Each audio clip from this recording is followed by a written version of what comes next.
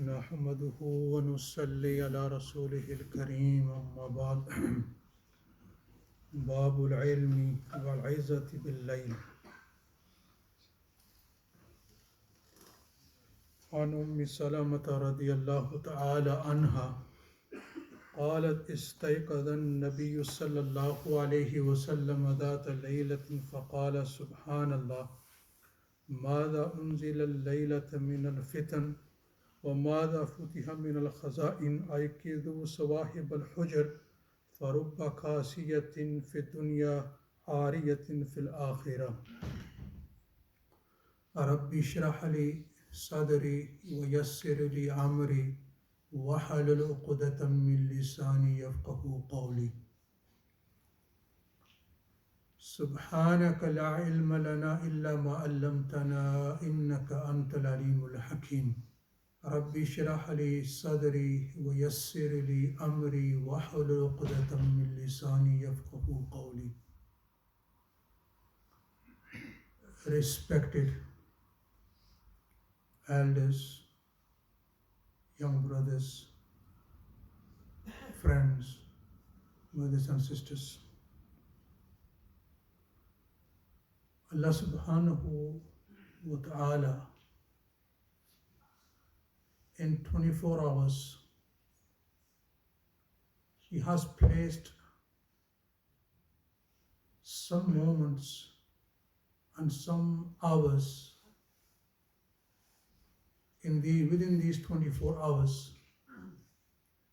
If anyone gets the chance to make dua to Allah subhanahu wa ta'ala in these blessed hours or moments, definitely his dua, his supplication will be answered by Allah subhanahu wa ta'ala. In a week, we have a blessed day, Yawm al-Jum'ah. Even on Jummah day, there is a moment.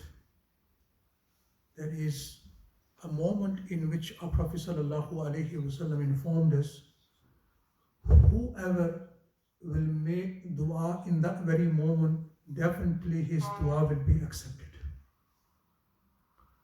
Now, which moment is this on Friday? Some say it's after Asr till Maghrib. We find our Aslaf predecessors, they would occupy in dhikr, in the remembrance of Allah, and in sending salutation of Prophet sallallahu alaihi wasallam after Asr on Friday. One of the elders in pious, he says, sometimes when I make a dua after Asr, I hesitate. From what? I hesitate that whenever I made a dua after Asr on Friday, it was accepted. And I hesitate this dua which I am going to make to Allah will be accepted. Will be accepted. Whenever I ask Allah something, whenever I was in difficulties and after Asr on Friday, I asked Allah, oh Allah, I am in difficulties, you remove these difficulties, or I am in need, Allah Almighty fulfilled my needs and Allah Almighty removed my difficulties. So I feel embarrassed. Allah, He has given me so much, and I keep on asking Allah, and Allah keeps on giving me.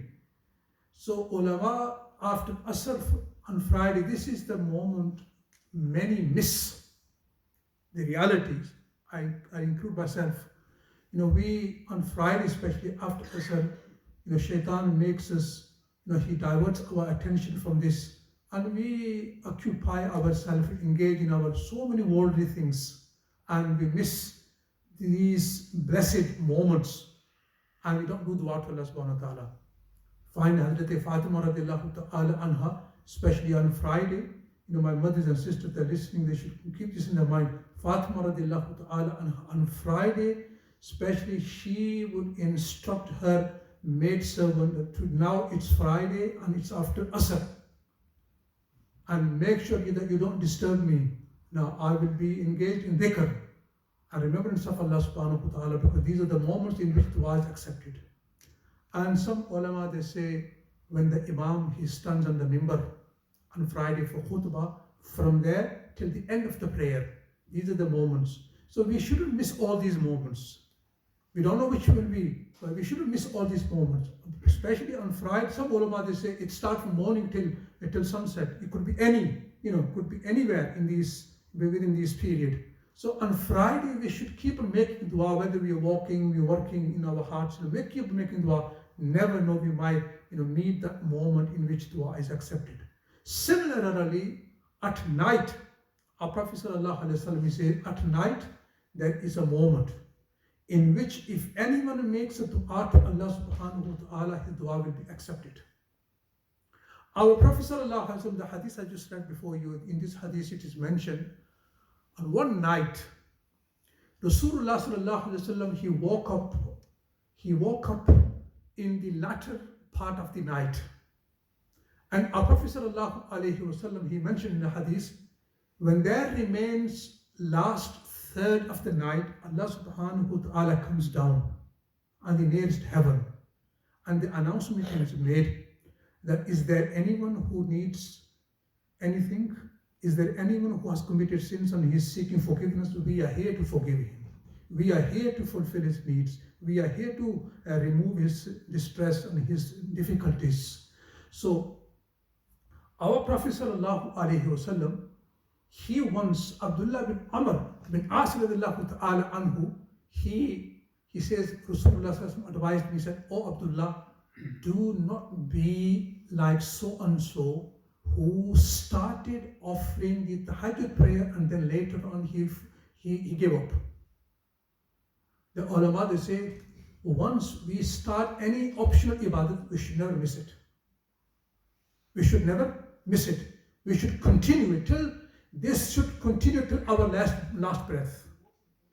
But unfortunately, we are here, sometimes we do something and then we leave it, we give up for some period, and then we become emotional and we do something again. No, it should be done regularly. It should be done regularly. Then Allah subhanahu wa ta'ala will shower his, I'm not saying if you read occasionally, Allah will not shower his mercy. Allah does shower his mercy. But when a person reads something regularly, then he becomes very close to Allah subhanahu wa ta'ala. Then he becomes a friend of Allah subhanahu wa ta'ala.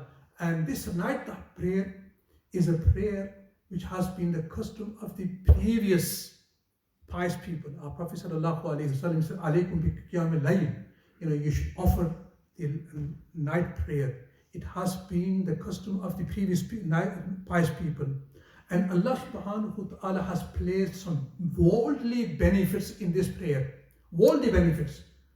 One of them is Rasulullah sallallahu alaihi wasallam, he says, this prayer, it will prevent you and it will keep you away from the sins. This is worldly, we will, because of this prayer, we will stay away from the sins. And secondly, Rasulullah sallallahu alaihi wasallam is saying, matradatun anil jasad. It removes the diseases from the body. It removes the diseases. It keeps the one safe from the diseases, from illness. And this prayer, it brings one close to Allah subhanahu wa ta'ala. And the sins are forgiven through this prayer. Now, how many rak'ats of tahajjud? Aisha radiallahu ta'ala anha, she says, in one narration, she says, our Prophet sallallahu alaihi wasallam at night, he used to offer 7 rak'ats. He used to offer 7 rak'at, meaning our Prophet ﷺ, regarding the witr prayer, he used to offer, in a hadith he says, make your last prayer of the night a witr prayer. He used to offer his witr prayer after the tahajjud prayer. And the ulama, they say, for anyone who is confident that he will wake up for tahajjud, then he should combine, then he should read his witr with the tahajjud prayer. But if someone, he's not sure whether he will wake up or not, then for us, we should read Tahajjud prayer, we should read Witr straight after Isha prayer. And in one narration, meaning he used to read 4 rakats of Tahajjud prayer and 3 rakats Witr prayer. And another hadith, and same hadith, Aisha radiallahu ta'ala anha, she said, Rasulullah sallallahu alayhi wasallam, he used to read 9 rakats at night, which means 6 Tahajjud prayer and 3 he used to read of Witr prayer. And another hadith, she says, Prophet sallallahu alayhi wasallam used to read 11 rakats, meaning 8 Tahajjud prayer and 3 Witr. But remember, 4 and 6. Our Prophet sallallahu alayhi wasallam, he read these occasionally to make things easy for us. When he used to be on a journey, he would read 4 rakats of Tahajjud or 6 rakats, how the circumstances were. But daily basis, Prophet sallallahu alayhi wasallam used to read 8 rakats. So in this hadith, Prophet sallallahu alayhi wasallam, he woke up at night, and what did he say? He said, Subhanallah. He said, Subhanallah, how many afflictions have descended tonight? And how many trials have been disclosed to me?